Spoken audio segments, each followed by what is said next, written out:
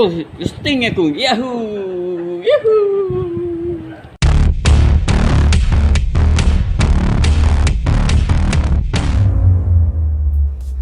Assalamualaikum guys, welcome back. Bulan lepas kita dikejutkan dengan beberapa siri laporan pasal penceramah dan juga content creator yang ditahan sebab katanya terlibat dalam kes cabul, rogol dan sebagainya. Kita ambil satu contoh penceramah yang masa awalnya terpalit dengan satu aduan je sebelum ditambah pula dengan aduan yang lain. Tapi dalam banyak-banyak aduan tu, ada beberapa aduan palsu yang dibuat yang mana tak pasti sebenarnya apa motif dia. Untuk kes penceramah tu, ramai sebenarnya yang desak supaya pengadu yang buat aduan palsu tu supaya disiasat juga dan diambil tindakan. Anyway, past is past. Cewa.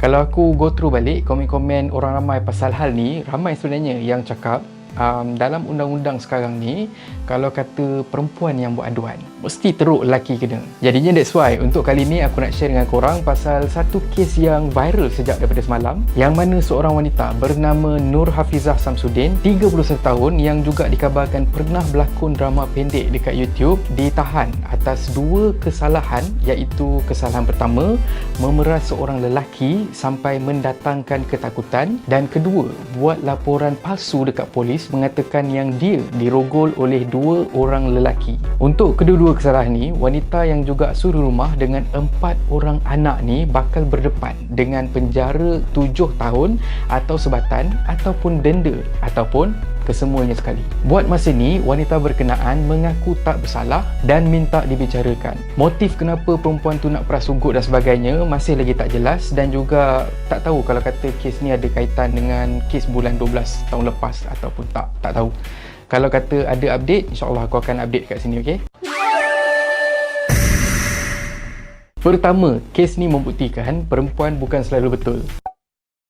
Kedua, kes laporan palsu ni bukan benda asing sebenarnya. Ada juga yang jenis sengaja buat laporan polis untuk kenakan ataupun diorang nak tipu sesetengah pihak sebab diorang anggap kalau kata diorang buat laporan polis, polis takkan buat apa-apa. Ataupun kira macam diorang ni dah pun immune daripada tindakan sebab diorang berani untuk report dekat polis. Orang kata apa? Berani kerana benar. Ketiga, untuk kita semua, kita jangan kecam dulu perempuan ni sebab kes ni dia belum settle. Cuma seeloknya, apa yang kita kena buat ialah kita jadikan perkara ni iktibar supaya kita tak buat perkara yang sama. Maksudnya, contohlah, palsukan cerita hanya untuk kenakan orang lain. Apapun, harapnya kes ni dapat diselesaikan dengan baik supaya ada yang tegak tapi itu keadilan, dan ada yang terbuka dan itu ialah kebenaran. Dan seterusnya aku harapkan juga supaya tak ada lagi kes orang berani untuk buat laporan polis semata-mata untuk cari publicity dengan sebarkan benda-benda yang fitnah. Dan akhir kata pepantun, kalau lepas di dunia, belum tentu di akhirat.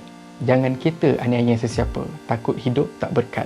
Dan kalau korang suka konten yang ada dalam channel ni, please consider to subscribe, okay? So thank you very much for watching and have a nice day.